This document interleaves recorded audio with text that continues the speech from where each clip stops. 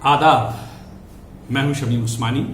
इस्तकबाल है आप तमाम सामीन का ऑल इंडिया रेडियो की आज की उर्दू सर्विस की नशरियात में। दोस्तों, हजरत ख्वाजा निजामुद्दीन औलिया रहमतुल्लाह अलैह ने कहा था कि अगर कोई तुम्हारी राह में कांटे बिछाए तो तुम उसकी राह में फूल बिछाओ। किसी ने कहा कि क्यों? तो आपने फरमाया कि इससे यह होगा कि अगर आपने भी उसकी राह में कांटे बिछाए तो तमाम रास्ता कांटों से भर जाएगा और चलने के लिए फिर कोई जगह नहीं बचेगी। लेकिन अगर आपने उसकी राह में फूल बिछाए तो यकीनन एक ना एक दिन वो भी आपकी राह में फूल जरूर डालेगा। एक पॉजिटिव सोच है। ऐसा सोचिए कि जो अगर कोई बुरा कर रहा है तो आप उसका बुराई का बदला उसकी बुराई से ना दें, बल्कि अच्छाई से दें। आपको भी अच्छा लगेगा, एक माशरे में मुस्बत पैगाम जाएगा। आप सोच रहे होंगे कि हजरत निजामुद्दीन औलिया रहमतुल्लाह अलैह का कौल मुझे क्यों कर याद आ गया आज। तो बात यह है दोस्तों कि आज 17वीं शरीफ है और 17वीं शरीफ हजरत ख्वाजा निजामुद्दीन औलिया रहमतुल्लाह अलैह के सबसे प्यारे और सबसे अहम शागिर्द तूतिया हिंद मलिकुश शोरा हजरत अमीर खुसरो रहमतुल्लाह अलैह का आज उर्स है, जो हर साल हजरत निजामुद्दीन औलिया रहमतुल्लाह अलैह में मुनक्किद किया जाता है और हम आपको हर साल उस उर्स का अहवाल बराह रास्त सुनवाते हैं। लेकिन फिलहाल कुछ वजूहात हैं जिसकी वजह से हम आपको उर्स का अहवाल नहीं सुनवा पा रहे हैं, लेकिन उर्स के हवाले से बहुत सी और बातें होंगी आपके साथ। लेकिन फिलहाल तो एक नजर डालते हैं सुर्खियों पर। मुल्क में पहली बार कोविड-19 से शिफायाब होने वालों की तादाद एक्टिव मामलात से ज्यादा। आज सुबह 9 बजे तक 1,35,206 मरीज हुए शिफायाब, जबकि एक्टिव मामलात की तादाद 1,33,632। मुल्क में सेहतियाबी की शरह इस वक्त 49%। वजारत सेहत के मुताबिक गुज़श्ता 24 घंटों के दौरान कोविड-19 के 6,000 मरीज हुए सेहतियाब। मुस्बत मामलात में भी आई थोड़ी कमी। मुंबई ने बिलाखिर वबा पर पाया कंट्रोल। जम्मू कश्मीर में शोपियां जिले के सोगू गांव में आरपीएफ के जवानों और दहशतगर्दों के दरमियान तसादुम में 3 दहशतगर्द हलाक। आसाम के तंसकिया जिले में तेल के एक टूटे हुए कुएं में भड़की जबरदस्त आग, 2 अफराद हलाक, जबकि 1,600 कुनबों को महफूज मुकामात पर पहुंचाया गया। वजीर आजम नरेंद्र मोदी ने फोन पर की फिलिपाइन के सदर से बातचीत। दोनों रहनुमाओं ने कोविड-19 का मुकाबला करने के इकदामात पर किया तबादला ख्याल और सेहत की आलमी तंजीम ने पाकिस्तान में कोरोना वायरस के फैलाव को रोकने के लिए वक्फे से लॉकडाउन नाफिज करने का किया मुतालबा। पिछले हफ्ते मुल्क में खत्म कर दी गई थी तमाम पाबंदियां। मैं डॉक्टर इमरान राम मनोहर लोहिया हॉस्पिटल से बोल रहा हूं और कुछ बातें आपसे शेयर करना चाहता हूं। आजकल जो कोरोना वायरस फैला हुआ है हमारे मुल्क में नहीं बल्कि पूरी दुनिया में, ये एक वबाई मर्ज़ है और इसकी रोकथाम के लिए सबसे ज़रूरी है हमारी हाइजीन। जैसा कि बार बार हमारे मीडिया के लोग, डॉक्टर्स भी कह रहे हैं कि आप सफाई का बहुत ख्याल रखें, हाथ धोते रहें बार बार से मुराद ये नहीं कि हर वक्त धोते रहें, थोड़ा सा वक्फा देकर। और हमारे यूनानी में एक कॉन्सेप्ट है कि अगर आपका मैदा ठीक है, आपका स्टोमक ठीक है, तो पूरा जिस्म आपका सेहतमंद है। तो इस बात का ज़रूर ख्याल रखें कि कोई भी ग़िज़ा हैवी ना हो, सकील ग़िज़ा ना हो और ऐसा खाना खाएं जो आसानी से हज़म हो जाए और कम मिक़दार में इस्तेमाल करें।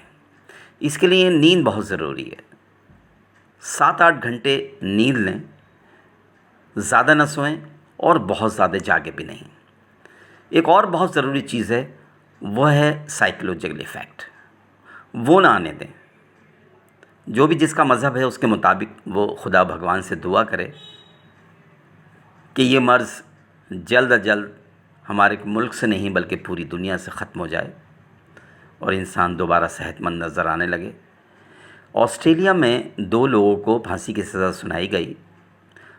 वहाँ के साइंटिस्ट ने कहा कि ये 2 लोग हमें दे दीजिए, हम कुछ रिसर्च करना चाहते हैं इन पर। लिहाजा वो कैदी उन साइंटिस्ट के हवाले कर दिए गए। उन 2 कैदियों को एक कमरे में लाया गया और 2 बहुत जहरीले सांप लाए गए। एक की आंख में पट्टी बांधी गई और एक सांप से उसको कटवा दिया गया।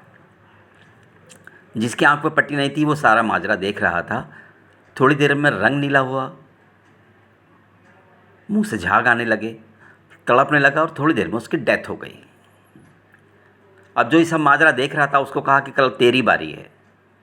دوسرے دن اس کی آنکھ پہ پٹی باندھی گئی اور سانپ کی جگہ چوہے سے کٹوایا گیا. تھوڑی دیر میں اس کا رنگ نیلا ہونے لگا, منہ سے جھاگ آنے لگے, وہ تڑپنے لگا اور اس کی بھی ڈیتھ ہو گئی. کمال کی بات یہ ہے کہ جب ٹیسٹ کیا گیا تو اس کے جسم سے سانپ کا زہر پایا گیا. یعنی the most important organ of the body, ہمارا برین جو ریسیور ہے, وہ جس طرح کی چیزیں ریسیو کرتا ہے اسی طرح سے ہماری باڈی متاثر ہوتی ہے. تو بہت زیادہ پینک ہونے کی ضرورت نہیں ہے, بہت زیادہ سوچنے کی ضرورت نہیں ہے. عبادت کرتے رہیں اور زیادہ سے زیادہ صاف رہنے کی کوشش کریں اور پینک نہ ہوں. مجھے امید ہے کہ آپ لوگ صحت مند رہیں گے, سوستھ رہیں گے, اور میں خدا سے بھی یہ دعا کرتا ہوں کہ یا خدا یہ بیماری ہمارے ملک کے ساتھ ساتھ ساری دنیا سے غائب ہو جائے. تو لیجیے صاحب, وہ ڈاکٹر کی صلاح بھی ہوگی. ڈاکٹر صاحب نے بتایا کہ نفسیاتی طور پر ہم کسی بھی بیماری سے, کسی بھی مشکل سے نبرد آزما ہو سکتے ہیں. ہمیں ہمت نہیں ہارنی چاہیے. اگر ہم نفسیاتی طور پر ہار گئے تو سمجھیے زندگی ہار جائے گی. لیکن ہمیں ہارنا نہیں ہے, ہمیں اپنے آپ کو مضبوط رکھنا ہے, ذہنی طور پر بھی اور دماغی طور پر بھی, اور جسمانی طور پر بھی. ہاں, جسمانی اور ذہنی سے مراد میری وہی ہے کہ دونوں طرح سے ہمیں اپنے آپ کو مضبوط رکھنا ہے. کہتے ہیں دوستوں کہ عرس مبارک کے موقع پر اکثر و بیشتر یہ ہوتا ہے کہ نعت رسول کریم پیش کی جاتی ہے. تو چونکہ اس بار ہم آپ کو براہ راست احوال نہیں سنوا پا رہے ہیں, لیکن ہم نے جیسے کہا تھا پروگرام کے آغاز میں کہ آپ کو ایسا ہی لگے گا کہ آپ عرس مبارک میں موجود ہیں. تو فی الحال نعت رسول کریم پیش کر رہے ہیں ڈاکٹر رضوان الرضا رضوان. السلام علیکم. نعت پاک پیش کر رہا ہوں. درود شریف پڑھیں صلی اللہ علی النبی الامی وآلہ صلی اللہ علیہ وسلم. صلاۃ و سلام علیک یا رسول اللہ صلی اللہ تعالی علیہ وسلم. مجھے تو ذکر نبی صبح و شام اچھا لگے, مجھے تو ذکر نبی صبح و شام اچھا لگے. پڑھوں میں ان پہ درود و سلام اچھا لگے, پڑھوں میں ان پہ درود و سلام اچھا لگے. بھلائی جس میں ہو شامل تمام دنیا کی, بھلائی جس میں ہو شامل تمام دنیا کی, جو مصطفیٰ نے دیا وہ نظام اچھا لگے, جو مصطفیٰ نے دیا وہ نظام اچھا لگے. حرم کی ہو وہ مقدس زمیں کے عرش بری, حرم کی ہو وہ مقدس زمیں کے عرش بری, بلند ان کا تو ہر ایک مقام اچھا لگے, بلند ان کا تو ہر ایک مقام اچھا لگے. جو پوچھنا ہو تو پوچھو بلال حبشی سے, جو پوچھنا ہو تو پوچھو بلال حبشی سے، رسول پاک کا ہر ایک غلام اچھا لگے، رسول پاک کا ہر ایک غلام اچھا لگے، ہر ایک عمل میں ہو سرکار کی رضا شامل، ہر ایک عمل میں ہو سرکار کی رضا شامل، پسند ان کو جو آئے وہ کام اچھا لگے، پسند ان کو جو آئے وہ کام اچھا لگے، سبق دیا ہمیں خلفائے راشدین نے یہ، سبق دیا ہمیں خلفائے راشدین نے یہ، قدم قدم پہ نبی کا پیام اچھا لگے، قدم قدم پہ نبی کا پیام اچھا لگے، علی کے بعد ہر ایک مسند خلافت پر، علی کے بعد ہر ایک مسند خلافت پر، حسن حسین کے جیسا امام اچھا لگے، حسن حسین کے جیسا امام اچھا لگے، بیاں ہو جس میں بھی توصیف شاہدیں رضوان، بیاں ہو جس میں بھی توصیف شاہدیں رضوان، سخن وہ اچھا لگے وہ کلام اچھا لگے، سخن وہ اچھا لگے وہ کلام اچھا لگے، پڑھوں میں ان پہ درود و سلام اچھا لگے، مجھے تو ذکر نبی صبح و شام اچھا لگے، پڑھوں میں ان پہ درود و سلام اچھا لگے۔ سبحان اللہ، یقیناً روح تک سرشار ہو گئی ہوگی۔ دوستو، حضرت امیر خسرو کی شخصیت ایک ایسی شخصیت ہے جسے تمام ہندوستان اپنا اپنا مانتا ہے، یعنی کہ ان کی شخصیت کو اپنی اپنی شخصیت مانتا ہے۔ انہوں نے نہ صرف اردو زبان میں بلکہ ہندوی میں اور برج میں اور کھڑی بھاشا بولی جسے کہتے ہیں اس میں بھی اپنا اظہار خیال کیا ہے۔ وہ کئی کتابوں کے مصنف، کئی موسیقی کے سازوں کے موجد اور سپہ سالاری میں بھی ماہر تھے۔ وہ جسے کہتے ہیں نا سپہ گری، اس میں بھی ماہر تھی۔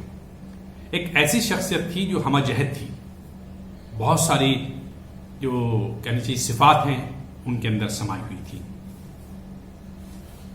آپ کو اپنے آپ کو دہلوی کہلانے میں بڑا فخر ہوتا تھا، حالانکہ آپ کی پیدائش اتر پردیش کے ایک چھوٹے سے گاؤں میں ہوئی تھی، لیکن چونکہ آپ بچپن سے ہی دلی آ گئے تھے تو پھر آپ کے نام کے ساتھ خسرو دہلوی لگنے لگا۔ بہرحال خسرو یعنی حضرت امیر خسرو ملک الشورا طوطیہ ہند کے حوالے سے کچھ اور معلومات آپ کو دے رہے ہیں معروف دانشور اور اسکالر پروفیسر شریف حسین قاسمی۔ خسرو جیسا کہ کہا جاتا رہا پٹیالی شہر میں پیدا ہوئے تھے، لیکن ان کی زندگی کا بیشتر اور باشعور حصہ دلی میں گزرا، اسی لیے وہ خسرو دہلوی ہیں۔ خسرو نے دلی کو اپنے وطن ہی کی طرح چاہا اور اس کی عظمت و امتیاز کے ترانے گائے۔ خسرو نے اپنے وطن دلی کے بارے میں بہت لکھا ہے۔ ان کی اکثر تصانیف میں دلی کا کسی نہ کسی انداز سے ذکر ہوا ہے۔ انہوں نے یہاں کے رہنے والوں، یہاں کی عمارتوں، یہاں کے موسموں، بازاروں، عرفاء، علماء اور سماجی گہما گہمی کا ذکر کیا ہے، جو تاریخی اور سماجی نقطۂ نگاہ سے بنیادی اہمیت کا حامل ہے۔ دلی کے بارے میں بعض ایسی اطلاعات بھی خسرو نے باہم پہنچائی ہیں جن کا ذکر کسی دوسرے معاصر ماخذ میں نظر نہیں آتا۔ خسرو کی سب سے پہلی مثنوی قران الصادین ہے۔ اس کا اصل مقصد سلطان معز الدین کیقوباد اور اس کے والد ناصر الدین بغرا خان حاکم بنگالہ کی ملاقات کو تفصیل سے نظم کرنا ہے، لیکن خسرو نے اسی مثنوی میں دلی سے متعلق اپنی دوسری تصانیف کے مقابلے میں نسبتاً زیادہ تفصیل سے لکھا ہے۔ غالباً اسی وجہ سے قران الصادین کے بعض خطی نسخوں پر اس کا نام مثنوی در صفت دہلی لکھا ہوا پایا گیا ہے۔ خسرو نے اپنی اس مثنوی میں دہلی، اس کی چند مشہور عمارات اور یہاں کے 3 حصاروں کا ذکر کیا۔ ان میں ایک نیا اور 2 پرانے تھے۔ کیقوباد کے تعمیر کردہ قصر کا ذکر بھی خسرو نے اپنی اسی مثنوی میں کیا۔ خسرو کے دور میں دلی کی جامع مسجد یعنی قبۃ الاسلام، منارہ مازنہ یعنی قطب منار اور حوض شمسی کو خاص اہمیت حاصل تھی۔ خسرو نے دلی کو قبۃ الاسلام کہا ہے۔ ان کا خیال ہے کہ دلی ایک ایسا بوستان ہے کہ اگر مکہ بھی اس کا ذکر سنے تو اس کا طواف کرنے پر آمادہ ہو جائے۔ انہوں نے دہلی کے دامن میں 2 فرسنگ تک باغ دیکھے تھے۔ ان کو سیراب کرنے کے لیے جمنا سے پانی لیا جاتا تھا۔ خسرو قلعہ کھڑی کو شہر نو کے نام سے پکارتے۔ خسرو نے کیقوباد کے زمانے میں دہلی میں واقع 3 حصاروں کی اطلاع دی ہے۔ ان میں بیرونی حصار بہت وسیع تھا، جس میں بقول خسرو ایک عالم سما سکتا تھا۔ اندرونی حصار کی بلندی آسمان کو چھوتی تھی۔ ان 2 حصاروں کے علاوہ ایک اور حصار بھی تھا جسے خسرو نے حصار نو کے نام سے یاد کیا ہے۔ یہ حصار نو ایک قلعہ تھا۔ ان تمام حصاروں میں 13 دروازے تھے اور 100 کھڑکیاں۔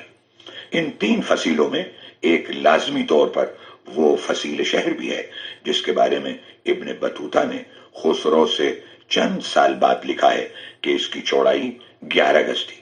اس میں نگہبانوں اور دربانوں کے لیے کمرے تھے، غلے کے گودام اور اسلحہ خانے تھے۔ غلے کے ان انباروں میں عرصہ دراز تک گیہوں محفوظ رکھا جا سکتا تھا۔ خود ابن بطوطہ شاہد ہے کہ انہی انباروں میں سے سلطان بلبن کے زمانے کا رکھا ہوا چاول محمد تغلق کے دور میں جب نکالا گیا تو اس کا رنگ حالانکہ تبدیل ہو کر سیاہ مائل ہو گیا تھا، لیکن اس کے مزے میں فرق نہیں آیا تھا۔ اپنے دور سے قبل کی جن عمارتوں کا ذکر خسرو نے کیا ہے ان میں مسجد جامع یا قبۃ الاسلام، وہاں کا منارہ مازنہ یا بقول معروف قطب منار اور اسی علاقے میں واقع شمسی تالاب شامل ہیں۔ در حقیقت یہ تینوں مقامات دہلی کی تاریخ میں ایک مخصوص اور منفرد حیثیت رکھتے ہیں۔ مسجد قبۃ الاسلام جسے خسرو جامع مسجد کے نام سے یاد کرتے ہیں، قطب الدین ایبک کی یادگار ہے۔ اس مسجد کو دلی میں سب سے قدیم مسجد ہونے کا امتیاز بھی حاصل ہے۔ اس مسجد پر نصب ایک کتبے کی روح سے اس کی بنیاد 857 مطابق 1191 میں رکھی گئی۔ کئی بادشاہوں نے اس میں تعمیر کرائی۔ اوائل میں اس کی تعمیری کیفیت کیا تھی اس کے بارے میں کسی ذریعے سے معلومات دستیاب نہیں۔ خسرو کہتے ہیں کہ اس مسجد پر گنبد تھے جنہیں ستونوں پر قائم کیا گیا تھا۔ ان میں سے بعض آج بھی دیکھے جا سکتے ہیں۔ خسرو کی حیات ہی میں سلطان علاء الدین خلجی نے इस मस्जिद की मरम्मत कराई और उसमें तोसी भी की। ये इत्तलात खुसरो ने फराहम की हैं। मुआसिर तवारीख से हौज़ सुल्तानी की तामीर का साल मालूम नहीं होता, लेकिन इसका जोग्राफिया, तामीरी कैफियत और दौरे अवाइल में इसकी समाजी हैसियत और रूहानी मकाम को खुसरो ने अपनी मसनवी क़िरानुस्सादैन में तफसील से बयान किया। खुसरो के बकौल इसे हौज़ सुल्तानी और हौज़ शमसी के नामों से पुकारा जाता है। ये दो पहाड़ों के दरमियान वाक़, इसका पानी पहाड़ों से टकराता है और पहाड़ों का दामन इसके पानी से तर रहता है। ये हौज़ पूरे शहर को सैराब करता है। पानी इस कदर साफ और शफाफ है कि तह में बैठी रेत को रात में हत्ता एक नाबीना भी देख सकता है। जमुना से इस हौज़ तक मुतअद्दिद नहरें निकाली गई हैं। हौज़ के बीच में चबूतरे पर एक इमारत तामीर की गई है, जो हौज़ की सतह पर तैरते हुए एक बुलबुले की मानंद नजर आती है। अहले शहर इसके गिर्द जमा होते थे, खेमे लगाकर कयाम करते थे और दादे ऐशो इशरत देते थे। तो यकीनन दोस्तों, उम्मीद है कि बहुत अहम बातें हज़रत अमीर खुसरो के हवाले से आपके जहन में आई होंगी, आपके मालूमात में थोड़ा बहुत इजाफा जरूर हुआ होगा। उर्स मुबारक की दूसरी शब का अहवाल आपको हम अक्सर उर्स महल से बराह रास्त सुनवाते हैं। उसके अलावा उर्स तकरीबात जो हैं बैक वक्त ख्वाजा हाल और उर्स महल दोनों जगह मुनक़िद होती हैं। और जहाँ तक उर्स की तकरीबात का सवाल है, यानी इस साल की मैं बात कर रहा हूँ, तो हमारे साथ मौजूद हैं महबूब इलाही हज़रत ख्वाजा निज़ामुद्दीन औलिया रहमतुल्लाह अलैह की दरगाह के नायब सज्जादा नशीन जनाब ख्वाजा फरीद अहमद निज़ामी आपसे उर्स मुबारक के मौके पर खिताब करेंगे। अस्सलामु अलैकुम वरहमतुल्लाहि वबरकातुहू। हज़रत ख्वाजा अबुल हसन अमीर खुसरो रहमतुल्लाह अलैह का 716वां उर्स मुबारक हस्ब मामूल कदीम दरगाह हज़रत निज़ामुद्दीन औलिया में मनाया जा रहा है। ये प्रोग्राम 9 से 13 जून 2020 तक चलेगा। हालात को देखते हुए, क्योंकि एक अजीब व गरीब वबा पूरी दुनिया में फैली हुई है, तो उसका ख्याल रखते हुए उर्स के प्रोग्राम को थोड़ा मुख्तसर किया गया है। उर्स महल में जो 3 रोज़ा प्रोग्राम होते हैं उनको भी मुख्तसर कर दिया गया है और कुरान खानी और नात खानी की एक छोटी सी महफिल उर्स महल में होगी। और दरगाह हज़रत निज़ामुद्दीन औलिया में भी जो कुल की महफिल होती हैं, वो कुछ चंद लोग मिलकर आस्ताना हज़रत निज़ामुद्दीन औलिया का जो सहन है वहाँ पे कुरान खानी और नात खानी होगी। एक बात मैं बताना चाहता हूँ कि हालात को देखते हुए फ़िलहाल दरगाह हज़रत निज़ामुद्दीन औलिया को ज़ायरीन के लिए बंद रखा गया है। ये दरगाह शरीफ अभी नहीं खुली और उर्स महल में भी फ़िलहाल पब्लिक के लिए इजाज़त नहीं है, क्योंकि मुख्तसर सा प्रोग्राम है और चंद लोग गैदरिंग जो गाइडलाइंस हैं सरकार की तरफ से, तो एक जगह लोग ज़्यादा जमा ना हो, तो इसलिए ये दोनों जगहें फ़िलहाल पब्लिक के लिए बंद हैं। हज़रत अमीर खुसरो रहमतुल्लाह अलैह के बारे में आप तमाम हज़रात जानते हैं। बहुत बड़े सूफ़ी, एक बहुत बड़े शायर, एक राइटर, एक फ़िलोसोफ़र, एक सोल्जर, एक म्यूज़िशियन, एक बेमिसाल मुरीद। तो बहुत से पहलू हैं आपकी ज़िंदगी के। अगर एक एक पहलू पे नज़र डाली जाए तो बाकायदा पूरी किताब लिखी जा सकती है हज़रत अमीर खुसरो के अलग अलग ज़िंदगी के पहलुओं पर। मगर जो ख़ास उनकी ज़िंदगी का पहलू है वो है उनकी निस्बत अपने पीर व मुर्शिद हज़रत ख्वाजा सैयद निज़ामुद्दीन औलिया महबूब इलाही से, उनकी निस्बत अपनी खानकाह के साथ, उनका जुड़ाव, उनका रिश्ता।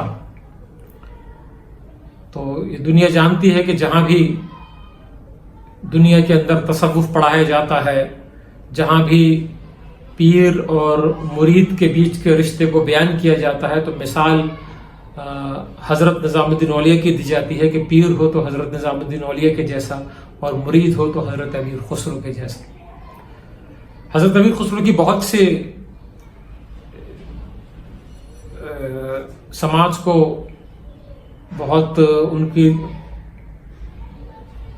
उन्होंने बहुत बड़ा योगदान दिया है समाज के लिए, और एक बहुत सबसे बड़ा योगदान मैं कहूँगा जो उन्होंने हिंदुस्तानी ज़बान जो हम आज बोलते हैं, ये हज़रत अमीर खुसरो की देन है। दो ज़बानों को मिलाना और नए अंदाज में शायरी करना, ये हज़रत अमीर खुसरो को ही इसका शरफ हासिल है कि खड़ी बोली को और फारसी को आपस में मिला के, संस्कृत को मिला के एक नई ज़बान के तौर पे शायरी करना, और इसीलिए हज़रत अमीर खुसरो उर्दू के पहले शायर कहलाते हैं, और एक ऐसी ज़बान के आप बानी हैं जो बाद में जाके जिसका नाम उर्दू पड़ा।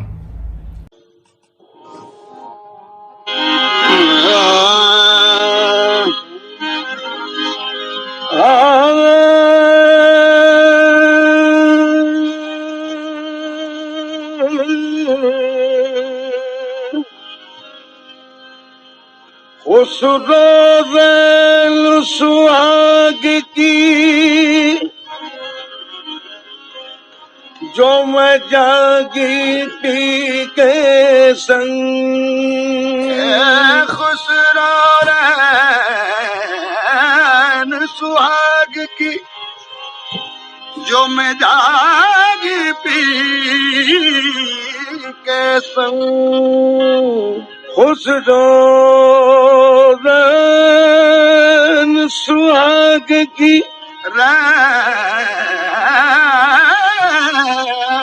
सुहाग की जो मैं जागी पी के संग, तन मेरा मल पीहू का दो भय एक ही रंग, तो मोहे अपने ही रंग में रंग लानी जा, मोहे अपने ही रंग में रंग लेनी जा, मोहे अपने रंग में, मोहे अपने रंग में, मोहे अपने रंग में रंग लेनी जा, मोहे अपने ही रंग में रंग लेनी जा, मोहे अपने रंग में, मोहे अपने रंग में, मोहे अपने रंग में रंग लेनी जा, मोहे अपने रंग में रंग लेनी जा। तू तो साहिब मेरा महबूब इलाही, मोहे अपने ही रंग में रंग लेनी जा, मोहे अपने ही रंग में रंग लेनी जा, मोहे अपने रंग में रंग लेनी जा, मोहे अपने रंग में, मोहे अपने रंग में, मोहे अपने रंग में, मोहे अपने ही रंग में रंग लेनी जा, मोहे साहिब मेरा महबूब इलाही, मोहे अपने ही रंग में रंग लेनी जा, मोहे अपने ही रंग में रंग लेनी जा। तू तो साहिब मेरा महबूब इलाही, मोहे अपने ही रंग में रंग लेनी जा, तू तो साहिब मेरा महबूब इलाही, मोहे अपने रंग में, मोहे अपने रंग में, मोहे अपने रंग में, मोहे अपने ही रंग में रंग लेनी जा, तू तो साहिब मेरा महबूब इलाही, मोहे अपने ही रंग में रंग लेनी जा, तू तो साहिब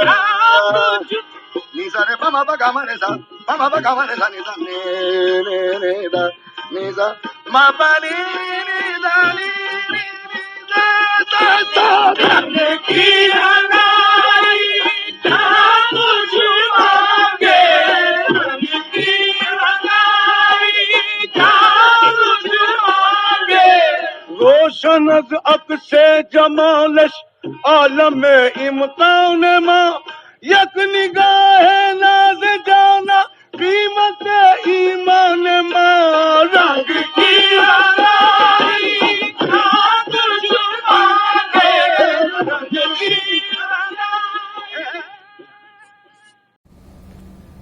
तो चलिए दोस्तों, आज का ये प्रोग्राम अब यहीं खत्म होता है, लेकिन जाने से पहले, आपसे इजाजत लेने से पहले 2 बातें जो कहता हूं, जिस पर आप अमल करने लगे हैं, मुझे मालूम है कि वही अपनों के पास रहिए, अपनों के साथ रहिए, मुस्कुराते रहिए, और हाँ, अपने हाथों को बार बार धोते रहिए, यानी सफाई का खास ख्याल रखिए। जब आप साफ सुथरे रहेंगे तो आपके बच्चे भी साफ सुथरे रहेंगे, और फिर बीमारी आपके करीब भी नहीं आएगी, जिंदगी खुशगवार हो जाएगी। फिलहाल तो आज के प्रोग्राम से अपने मेजबान शमीम उस्मानी को इजाजत दीजिए। खुदा हाफिज।